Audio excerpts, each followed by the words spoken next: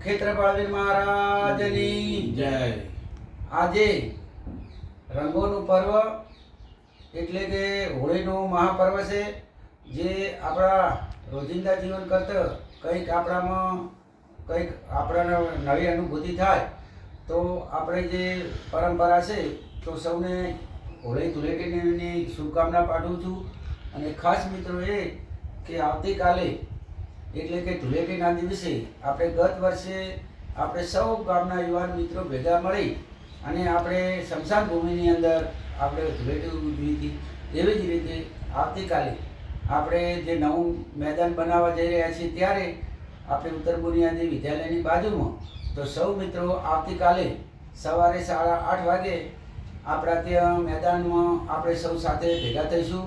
અને સાથે આપણે ખજૂર અને સિંગનો પણ આપણે કાર્યક્રમ રાખેલો છે, જેથી કરીને આપણો ભાઈચારો વધે એ હેતુથી અમે આનું પણ આયોજન કરેલું છે.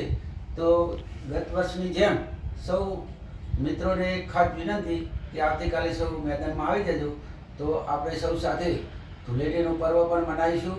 અને સાથે સાથે આપણે વૃક્ષારોપણની સાથે શિક્ષણનું પણ એટલું જ મહત્ત્વ છે, તો આપણા બંને કાર્યો એક સાથે થાય એવી આપણે સૌને વિનંતી છે.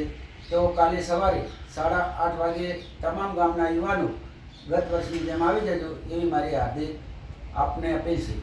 તો ભારત માતા કી જય. જય જય ગરવી ગુજરાત. વિનંતી કરું કે આજના પેલામાં લાલજીભાઈ પરદેશ શબ્દો કે દરેક મિત્રોને વિનંતી કે આપણે ભવિષ્યની અંદર હવે ખાસ કરીને શિક્ષણની આપણે જરૂર છે. તો મિત્રો, જે આપણે મેદાન બનાવવા માટે આપણે જઈ રહ્યા છીએ તો એ મેદાનની અંદર થોડા સમય પહેલાં આપણે વૃક્ષારોપણનું એની અંદર આયોજન કરેલું.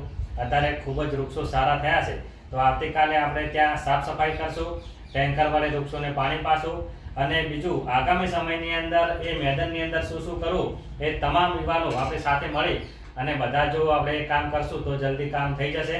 અને અત્યારે જે પરીક્ષાઓ લેવડાઈ રહી છે તો એની અંદર ધારો કે પોલીસ હોય, આર્મી હોય, કોન્સ્ટેબલ હોય, BSF હોય, તો દરેકની અંદર ક્રાંતિવીરનું પણ ચાલુ છે, તો અગ્નિવીર એ પણ ચાલુ છે. તો દરેક મિત્રોને દોડ માટે પણ ત્યાં એક ટ્રેક બનાવવાનો છે, તો તમે સૌ સાથે મળી અને કાલે આપણે ત્યાં ભેગા મળીશું અને આગામી આયોજન શું કરવું એનું પણ આપણે થોડું આયોજન કરશું. તો દરેક મિત્રો કાલે ત્યાં હાઈસ્કૂલની બાજુમાં આપણું પ્રાથમિક શાળાનું જે મેદાન છે એની અંદર પધારવા માટે વિનંતી.